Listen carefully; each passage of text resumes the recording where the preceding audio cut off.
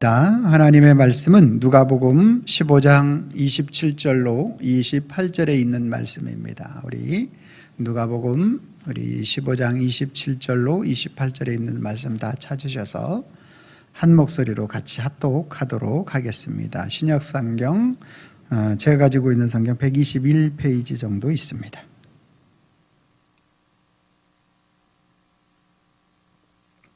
찾으셨으면 아멘. 같이 있습니다. 시작. 대답하되 당신의 동생이 돌아왔음에 당신의 아버지가 건강한 그를 다시 맞아들이게 됨으로 인하여 살찐 송아지를 잡았나이다 하니 그가 노하여 들어가고자 하지 아니하거늘 아버지가 나와서 권한대. 아멘. 거룩한 주일을 맞아서 주님의 전을 찾으신 여러분들을 환영하고 축복합니다.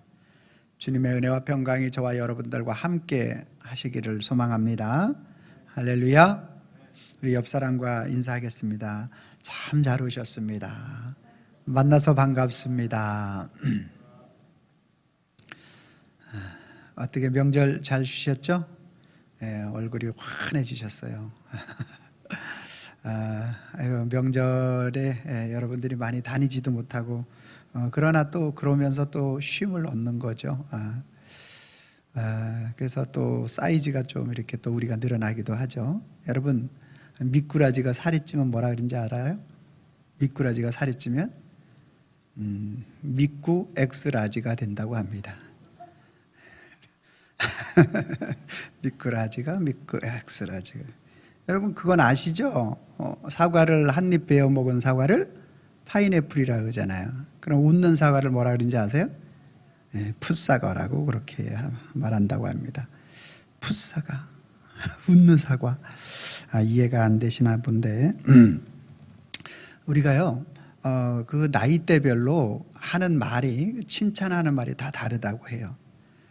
20, 30대를 칭찬할 때 하는 말은 똑똑하다고 말하면 그게 칭찬이 되고요. 30, 40대를 이제 칭찬하는 말은 인격적이시다고 이렇게 말하면 칭찬하는 말이 되고요. 5, 60대 그러니까 3, 40대, 4, 50대니까 6, 70대는요 덕이 있어 보이신다 이렇게 말을 하면 칭찬하는 말이 되고요. 80대 이상은 뭐라 그럴까요? 80대 이상은 칭찬하는 말이 어른이시다라고 말할 때 그게 바로 칭찬이 된다고 합니다. 여러분들은 어떻게 지금 여러분들이 나이에 맞게 칭찬을 들으시고 있습니까? 우리 교회는 똑똑하신 분은 여기서 이제 얼마 없으시고 인격적이시고 덕이 있으시고 그리고 아주 어른인 저와 여러분들이 믿음의 사람으로 세워질 수 있기를 바랍니다.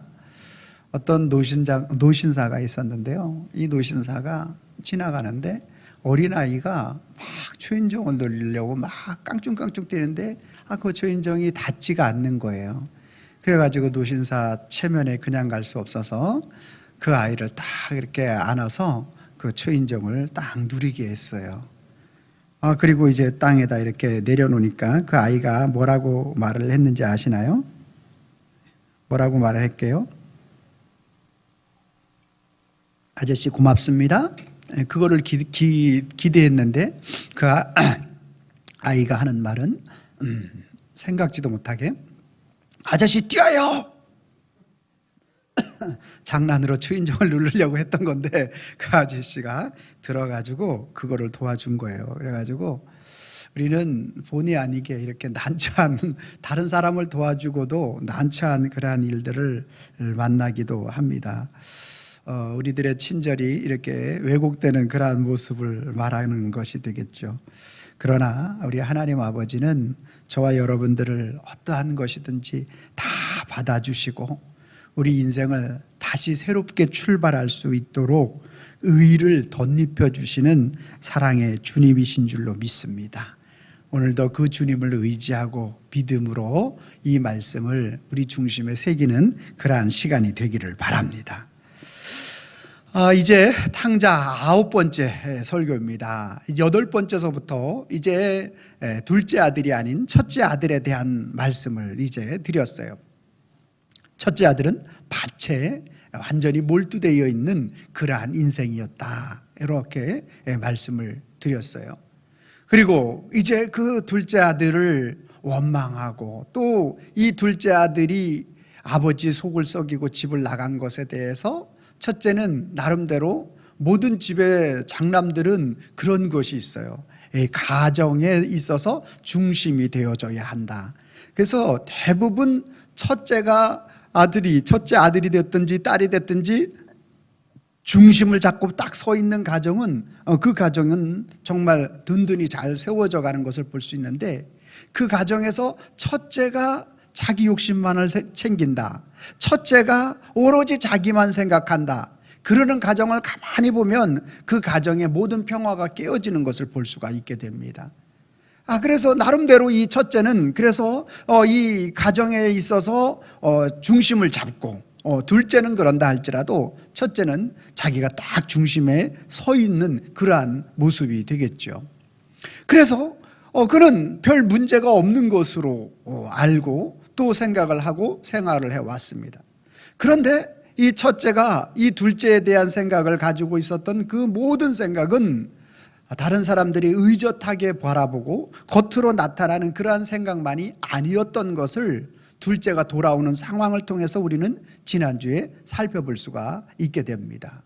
그래서 이 둘째가 모든 것을 다 탕진하고 돌아온 그 사실에 대한 부분들을 아버지가 받아주는 그 모습을 보면서 마음이 너무너무 불편했어요. 왜냐하면 자기는 절대로 이 둘째와 같이 삶을 살지 않았기 때문에, 나는 너무나도 가정을 지키고 또 아버지를 지키고 또 그리고 자기의 삶에 대한 중심 패턴을 놓치지 않았던 그러한 사람이 되기 때문에 그렇습니다.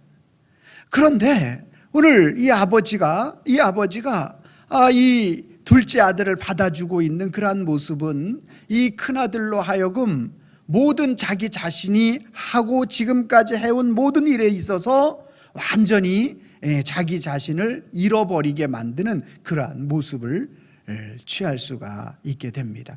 그러니까 지금 둘째 아들의 모습을 보면서 큰아들은 너무너무나 이제 마음이 불편한 거예요. 잔치를 베풀어주는 그 아버지, 이제 밭에서 열심히 일을 하고 돌아오는 그 큰아들에게 들려지는 그 아주 그 풍악, 그 놀라운 그 잔치의 모습을 보면서 종들에게 이게 무슨 일이냐라고 물어볼 때, 둘째 아들이 돌아와서 아버지가 살찐 송아지를 잡고 그리고 잔치를 베푸는 것입니다 라는 이 이야기를 딱 듣는 순간 이 큰아들은 완전히 무너지게 됩니다. 아니, 이게 가당키나 한 말인가. 너무너무 마음이 불편한 거예요. 전혀 이 잔치가 기쁘지가 않은 거예요.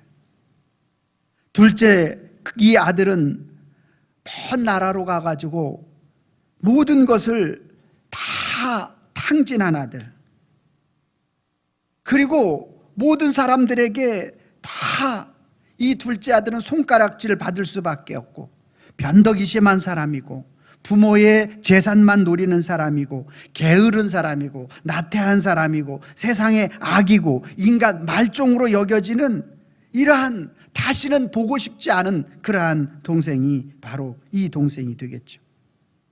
아니, 어떻게 정신이 바로 박힌 자라면 지가 먼 나라로 갔으면 오지를 말든지 그렇게 하는 것이 정상적인 것이지, 벼루기도 낯짝이 있고 짐승만도 못하고 이러한 모습이 오늘 아주 괘씸하고 동생을 생각할 때마다 이 형으로서 너무나 불쾌하는 거예요. 그런데 그런 동생이 돌아왔다고 해서 이 아버지가 맞이해주는 그러한 모습은 이 형으로 하여금 더 불편하게 만드는 거예요. 아니, 어떻게 이럴 수가 있을까? 정말로 나는 최선과 내 인생에 있어서 정말 아버지를 위해서 얼마나 수고하고 애쓰고 가정을 지키기 위해서 애쓰고 이 삶의 이러한 바른 그러한 방향을 위해서 이 큰아들은 조금도 어떤 그러한 흐트러짐이 없는 그러한 아들이었어요. 그런데 이 둘째 아들은 그런 아들이 아니잖아요. 그런 아들을 위해서 아버지가 행하고 있는 이러한 모습을 바라보면서 큰아들은 절대로 용납할 수가 없었어요. 받아들이기가 너무나 힘든 거예요. 그 아버지마저 원망할 수밖에 없는 그러한 모습이에요. 왜냐하면 큰아들 마음속에는 나는 지금까지 세상을 적어도 저 동생같이 둘째와 같이 탕자와 같이 살지는 않았기 때문에 그래요. 적어도 나는 아버지의 재산을 그렇게 노리고 또 그것에 대해서 내가 창기들과 다 써버리지 않았고, 적어도 나는 우리 주위에 있는 사람들에게 있어서 그래 동생과 같은 삶을 살지 않았어요. 동생은 생각하면 생각할수록 완전히 인간 쓰레기로 여겨지는 그러한 삶이었어요. 그렇기 때문에 오늘 그러한 사람들이 받아야 할, 그러한 사람들이 대가를 치러야 할 것은 무엇이냐? 이 큰아들이 형이 생각할 때는 그러한 사람들이 받아야 할 것은 자기 마음대로 산 대가로서 그 사람의 삶에 아주 추하고, 그리고 아주 손가락질 받고, 아주 거름뱅이적이고, 아주 육신적으로도 완전히 패역한 그러한 것들을 상상하고 그러한 것들을 생각하는 그러한 삶이 바로 누구였어요? 이 큰아들의 생각이었어요. 그리고 오늘 이 시대를 살아가고 있는 많은 사람들, 정상적으로 살아가고 있는 그러한 사람들, 나는 그래도 적어도 사회 속에서 다른 사람들에게 어떤 해를 끼치지 않는 사람들, 그리고 다른 사람들로 하여금 손해를 가하지 않고 그래도 정상적으로 그렇게 살아간다라고 하는 그러한 대부분의 사람들과 이 큰아들의 생각은 동일하게 일치하는 그러한 생각이 되겠습니다.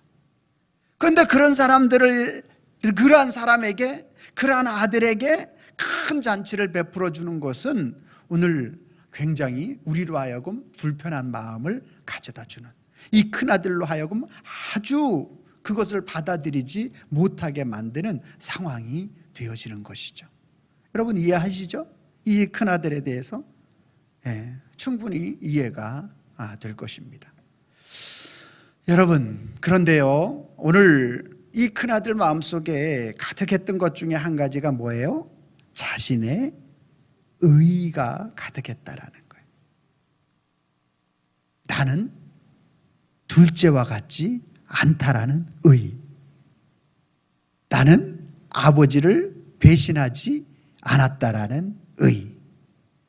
나는 동네 사람들이 적어도 큰아들, 이야, 그래도 자식 농사는 저 정도는 져야지. 둘째는, 저 집은 완전 실패한, 자식 농사 실패한 아들, 대표 명사로서 둘째. 그리고 사람들이 나가면, 야, 그래도 너희 집은 야, 네가 있어서 다행이다. 참 그래 기특하다. 응? 그래도 네가 그래도 아버지를 지키고 네가 그 가정으로 이끌어가니 참. 이런 얘기를 듣다 보니까 이게 큰아들의 의의가 되어버렸어요. 의의가 되어버렸어요. 그래서 그 의의에 합당한 대가를 받아야만 그 마음속에 시원함이 있는데, 오늘 아버지는 그 대가를 받을 만한 가치가 1도 없는 둘째 아들, 이 둘째 아들이 돌아왔을 때 큰아들에게 해줘야 할 그 잔치를 둘째 아들에게, 큰아들에게 알리지도 않고 그냥 베풀어주고 있어요. 여러분, 하나님은 온전히 의로운 분이신 줄로 믿습니다. 인류의 이 세상에서 의로운 분은 오직 하나님밖에 없습니다. 우리가 아무리 의롭게 살아도 우리의 의로는 하나님을 바라볼 수 있지 못합니다. 바라볼 수가 없어요.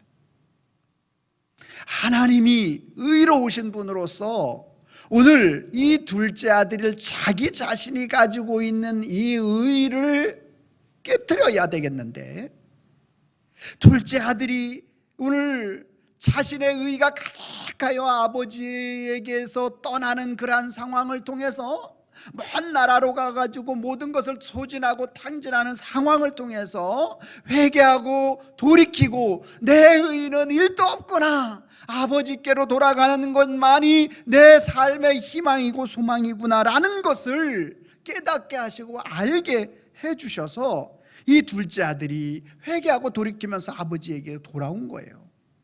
이 아버지는, 우리 하나님 아버지는 이 둘째 아들의 이렇게 자기의 의가 깨뜨려지고 오직 내가 하나님의 그 율법을 지킬 수 없는 자이라는 사실에 대한 부분들을 알고, 그리고 오직 복음이 필요한 자이구나, 하나님의 은혜가 필요한 자이구나, 아버지의 긍휼이 필요한 자이구나, 아버지의 은혜 없이는 안 되는구나 라고 생각하고 돌아온 둘째 아들을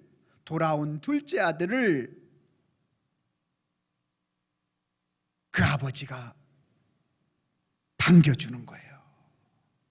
그래서 그 모습을 하나님은, 또 이 아버지는 이 큰아들 속에 있는 이 자기 자신의 의로 가득 똘똘 뭉쳐있는 이 의를 치료해주고 싶은데, 그것을 치료할 수 있는 그러한 일이 바로 자기의 의를 가지고 모든 것을 취하여 나갔던 아들이 철저하게 부서지고, 그리고 부서져서 자기의 의로 설 수 없다라는 사실에 대한 부분들을 깨닫고 회개하고 돌아오는 이 둘째 아들, 이 돌아오게 하시는 그 둘째 아들을 맞이하는 그 아버지를 보여주면서 큰아들에게 이런 시그널을 보내는 거예요. 메시지를 보내는 거예요. 신호를 보내는 거예요.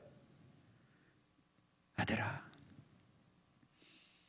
내 의를 가지고, 큰아들 너 자신의 의를 가지고는 절대로 하나님 앞에 설 수 없단다.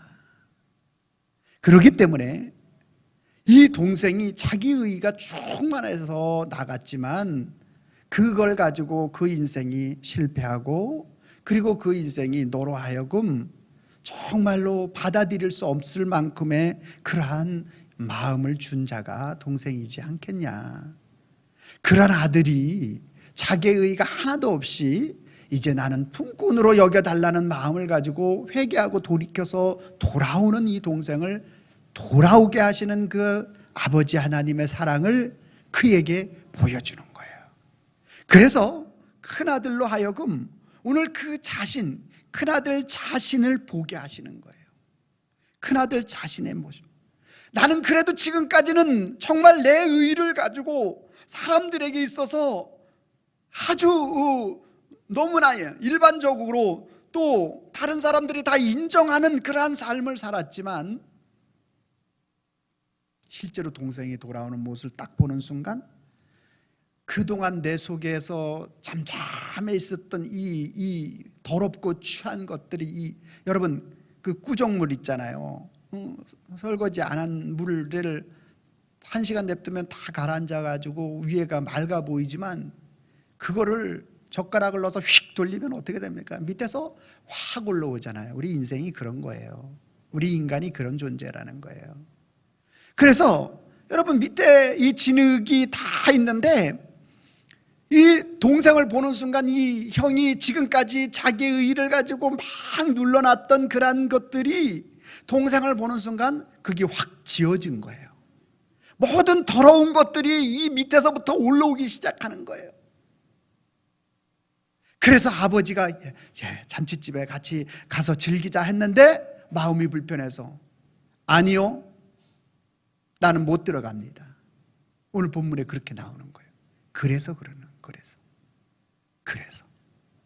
내 의를 가지고 오늘 자기 자신, 오늘 그거를 하나님 아버지는, 둘째 탕자는 자기 의를 가지고 모든 것을 가지고 먼 나라 가서 소진하고 탕진하면서 그것을 깨지게 만들었다면, 오늘 이 큰아들이 그 자기의 의를 깨지게 만드는 방법은 뭐냐? 작은 아들이 돌아오는 그 모습을 통해서 오늘 돌아왔을 때 이 정말 큰아들이 정말 아버지를 의지하고 참된 주님이 원하시는 그 은혜를 가지고 있는 사람이었다면, 동생, 그래, 어떻게 내 죽었다가 살아왔구나, 야, 이렇게 맞이할 수 있었을 텐데 그게 아니었어요. 그 속에는 더럽고 취한 것들이 얼마나 많았나. 그 동생을 원망하는 마음이 얼마나 많았고, 저놈은 죽일 놈이고 저놈은 못된 놈이고 세상의 악이고, 저기 어떻게 사람 구실을 할 수 있을 것인가, 저거 돌아오기만 해봐라. 아마 내가 생각해 볼 때 10중 8구, 아니 100%저 동생은 실패하고 좌절하고 다리가 부러져 오든지 어떤 몹쓸 병에 걸려서 오든지 집에 돌아오면 아마 그런 동생으로 돌아올 것이다 라고 생각했는데, 본문에 보니까 건강하게 돌아왔다. 돌아온 것을 보면서, 그리고 그것에 대한 부분들을 반응하는 아버지를 보면서, 오늘 이 큰아들의 이 마음속에 있는 더럽고 추악한 것을 확 드러내게 만드는 거예요.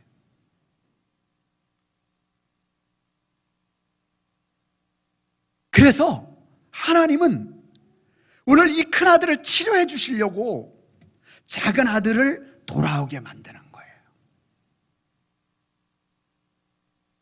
큰아들 마음 깊은 곳에 지금 자기 의로 똘똘 뭉쳐있는 이 큰아들을 하나님은 치료해 주고 싶은 거예요. 아버지는 치료해 주고 싶은 거예요. 그런데 그 의를 깨뜨리기 위해서는 반드시 이렇게 자기 속의 것이 드러나야 되는데 드러나지가 않는 거예요.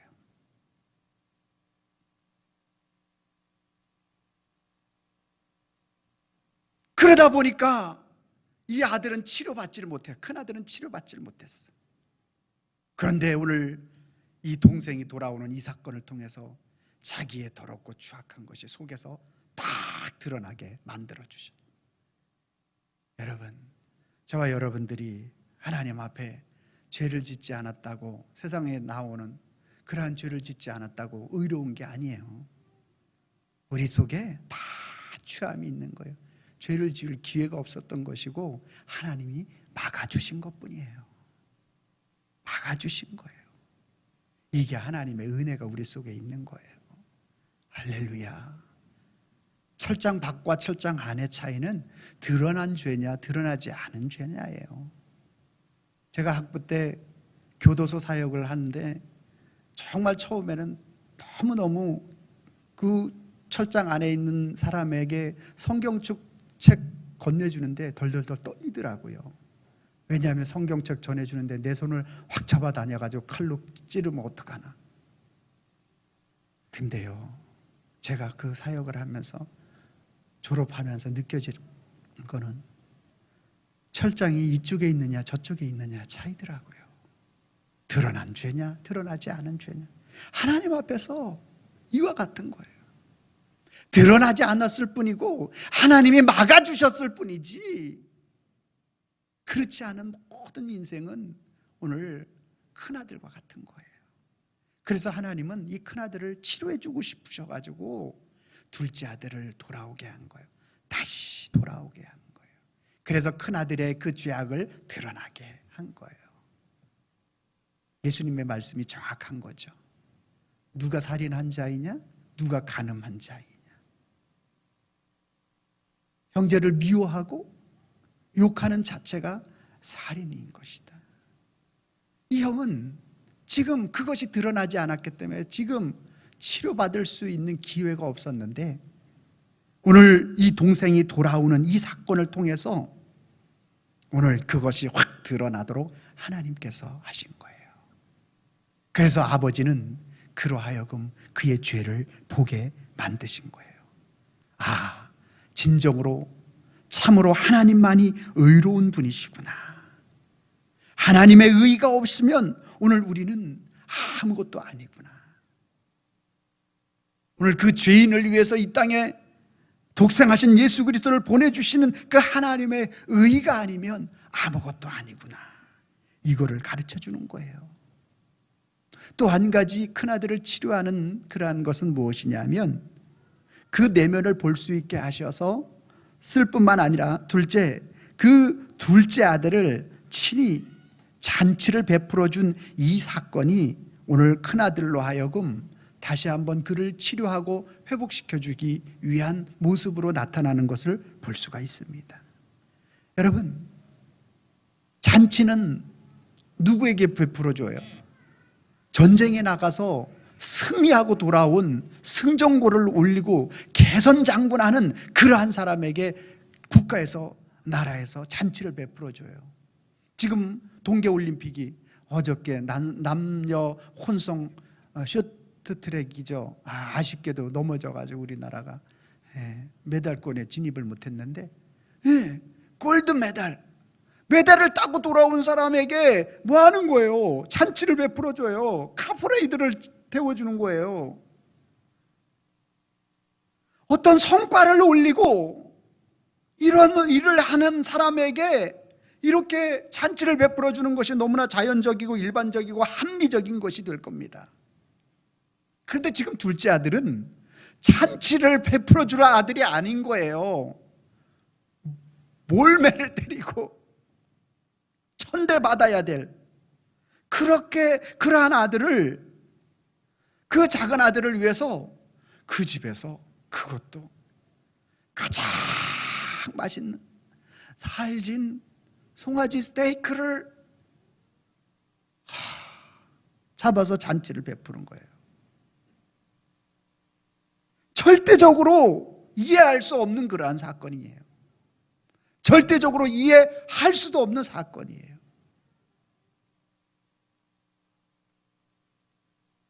무엇 때문에 아버지 재산을 다 말아먹은 그 아들에게 다시 돈을 들여서 다시 많은 그러한 음식을 장만하고 송아지를 잡고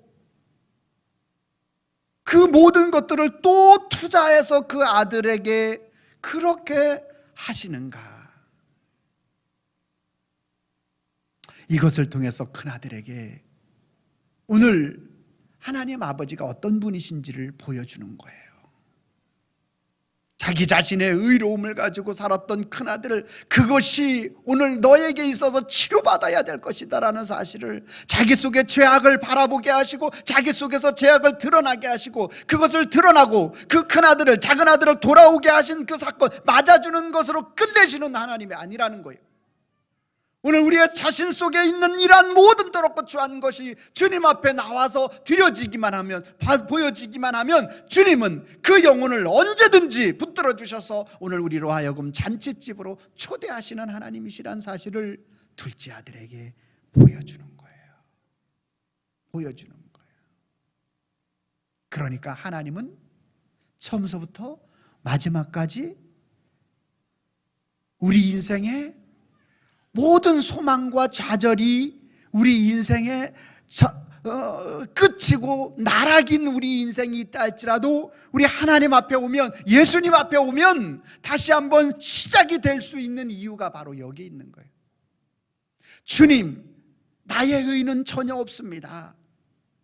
주님, 오늘 주님의 의만이 필요합니다 라고 고백하며 나오는 그 심령을 주님은 다시 나오는 그러한 사람 한 사람 한 사람을 절대로 포기하지 않고, 너는 이러니까 안 돼, 너는 너무나 죄가 너무나 많고 너는 내 의가 많고 네 스스로가 너 자신을 구원할 수 있다라고 고백하는 그러한 모든 것들을 접기만 하면, 오늘 오직 주님, 나는 죄인입니다, 나는 하나님 앞에 설 수 없습니다 라고 고백하기만 하면 그 사람을 다시 맞아줄 뿐만 아니라 잔치를 베풀어 주시는 우리 하나님 아버지, 예수님의 놀라운 그 사랑하심이 오늘 저와 여러분들에게 모든 인생 속에서 가장 낙심한 상황 속에서도 다시 한번 주님 앞에 돌아올 수 있는, 우리를 새롭게 하고 7.8기가 아니라 9기가 되도록 만들고 새로운 출발점이 되게 하시고 치유와 소망이 되게 하시는 분이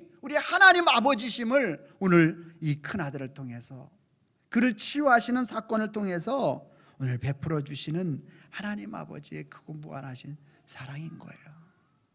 사랑하는 성도 여러분, 여러분의 심령 속에 어떤 모습이 있습니까? 큰 아들의 모습이 있습니까? 작은 아들의 모습이 있습니까? 작은 아들의 모습은 내 모든 것들을 취하여서 다 허비한 후에 아버지께로 돌아가야만 소망이 있다라는 그 사실을 고백하는 사람, 참 회개하는 자의 모습이 되겠죠. 큰아들의 모습이라는 것은 어떻습니까? 오늘 나는 나름대로 최선을 다하고 내 삶에 있어서 내 자신의 의의를 가지고 살았던 그러한 삶의 모습인 것이 큰아들의 모습이 되겠죠. 그러나 이 큰아들의 모습은 오늘 본문을 시작하게 만든 바리새인과 서기관들의 모습이에요. 그리고 이 큰아들의 모습은 율법 중심의 그의 삶이 되겠습니다. 여러분, 이것을 가지고서는 도저히 하나님 앞에 설 수 없는 줄로 믿으시기를 바랍니다. 여러분, 오늘 우리가 하나님 앞에 설 수 있는 유일한 근거와 힘이 있다면 그것은 바로 복음으로 주님 앞에 설 수 있는 거예요. 복음으로 우리가 주님 앞에 선다라는 것은 오늘 하나님께서 오늘 찾아와 주셔서 우리를 치료하시는 하나님의 방법을 깨닫는 거예요. 이 작은 아들이 돌아오게 하신 그 사건은요, 예수 그리스도의 십자가의 사건을 통해서 가능하게 만드는 거예요. 누가 이런 죄인을 받아줍니까? 예수님만이. 내가 죽어야 할 그 죽음의 자리, 내가 모욕을 당해야 할 그 모욕의 자리, 이 탕자의 자리에 예수님이 내려가시고 그를 다시 받아주시는 것입니다. 여러분, 우리가 누가 하나님 앞에서 오늘 다시 치유되고 회복될 자입니까? 큰아들을 하나님께서 이 치유하고 회복시켜 주려고 다시 돌아오게 하시는 작은 아들을 보게 하시는 거예요. 그리고 자기 속에서 무엇이 끓어오르도록, 자기 속에 있는 이 더럽고 취한 것이 다 끓어오도록 하나님이 만드셨고, 그것을 토하게 만드시고, 그리고 그를 대접하게 하시는 그 잔치를 베풀어 주시는 하나님 아버지, 이것은 무엇을 의미하느냐 하면, 하나님은 저와 여러분들을 위해서 조금도 일도 자기의 모든 것들을 아끼지 아니하시고 다 주시는 하나님 아버지심을 보여주는 거예요. 마치 우리가 성찬을 행할 때 예수님께서 잡히시기 전날 밤 제자들을 모아놓고 하시는 말씀이, 이것을 받아 먹으라, 빵을 떼어주면서 이것은 너희를 위한 나의 몸이니 이것을 먹을 때마다 나를 기념해라. 포도즙을 따라주면서 이것을 받아 마시라, 이것은 너희를 위하여 흘리는 나의 피니 너희가 이것을 통하여 내 살과 피를 먹고 마심으로 나를 기념하라. 예수님은 오늘 저와 여러분들을 위해서 자신의 모든 것들을, 만왕의 왕이시고 우주 만물을 창조하신 분으로서 피조물이 돼서 이 땅에 오시고, 이 땅에 오셨을 뿐만 아니라 저와 여러분들이 죽어 죄악에 빠져야 할 우리들을 위해서 자신의 몸과 살을 다 찢으셔서 우리에게 주시면서 그것을 계속 기념하게 하심으로 그 주님을 잊지 않게 하시는, 오늘 모든 것 아낌없이 하나도 남김없이 다 베풀어 주시는 그 하나님 아버지의 사랑이고 예수 그리스도의 은혜인 줄로 믿으시기를 바랍니다. 잔치를 베풀어 줬다라는 것은 다 주었다라는 것을 의미하는 거예요. 가륵지를 끼고 모든 것들을 다 행함으로 인하여서 그에게 다시 주님이 전체를, 우리를 다 주신 거예요. 주님 전체를 다 주시는 거예요. 주님 전체를 다 주신 거예요. 예수님 전체를 우리에게 다 주셨는데 무엇을 안 주시겠느냐라는 거예요. 왜 두려워하느냐라는 거예요. 주님이 우리를 위하여 다 주시는 거예요. 우리의 모든 것, 우리를 위하여 다 주신 거, 다 내어주신 거예요. 심지어 몸과 살과 피를 다 주셨어요. 그 주님이 우리를 위하여 무언들 안 주시고 무언들 회복시켜 주시지 않기를 원하느냐라는 거예요. 사랑하는 성도 여러분, 오늘 저와 여러분들은, 저도 역시 이 큰아들의 모습으로 가지고 살아갈 확률이 굉장히 많은 사람 중에 한 사람이 목회자인 거예요. 목사니까 새벽 예배를 지키고, 목사니까 예배 때마다, 목사니까 하나님의 말씀을 보고, 목사니까 다른 사람들보다 의롭게 살아야 되고, 목사니까 이렇게 해야 한다라는 그러한 것들이 내 정신세계를 쥐고 있어요. 그런데 이 말씀을 보면서 철저하게 내가 이 큰아들이었다라는 사실을 고백하지 않을 수가 없었어요. 그렇게 하지 못하는 그러한 성도들을 바라보면서 왜 신앙생활을 그렇게 했음에도 불구하고 그런 모습으로 있을까? 무엇 때문에 그럴까 하는 그러한 이 큰아들이 바로 나였음을 고백하지 않을 수 없습니다. 사랑하는 성도 여러분, 이게 저뿐이겠습니까? 신앙생활을 오래 하고 바른 신앙생활을 한다라는 사람들의 의의가 바로 이런 것이 될 수 있다라는 사실에 대한 부분들을 절대 간과하지 마시기를 바랍니다. 주님은 언제든지 돌아오기만 하면, 회개하고 돌이키고 돌아오기만 하면 받아주시는, 다시 돌아오는 자를 외면하지 아니하시는 그러한 주님이신데, 우리는 내가 주님보다 더 높아져 가지고 그것을 판단하고 있는 내 의의가 있지는 않는지 주님 나의 이 의의를 깨뜨려 주시옵소서.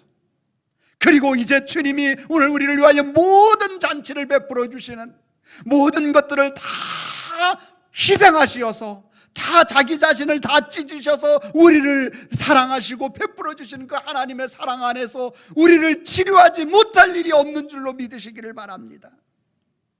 그 주님을 오늘 이 시간 우리가 만나야 되는 거예요.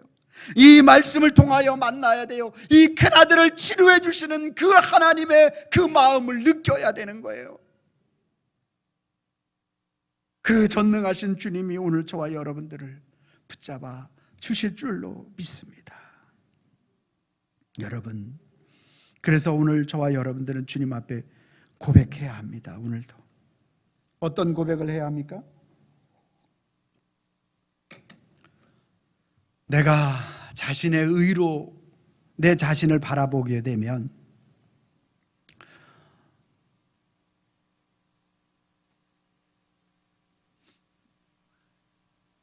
오늘 우리는 내 주위에 있는 모든 사람들을 용서할 수 없고, 왜? 내 의의가 앞서니까.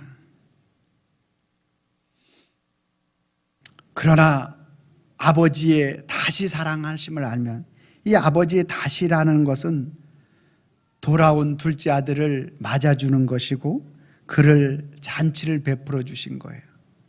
돌아온 그를 맞아줬다라는 얘기는 예수 그리스도의 무한하신 십자가의 사랑을 의미하고, 또 잔치를 베풀어 줬다라는 것은 자신의 살과 피를 다 주셨다라는 것을 의미해요.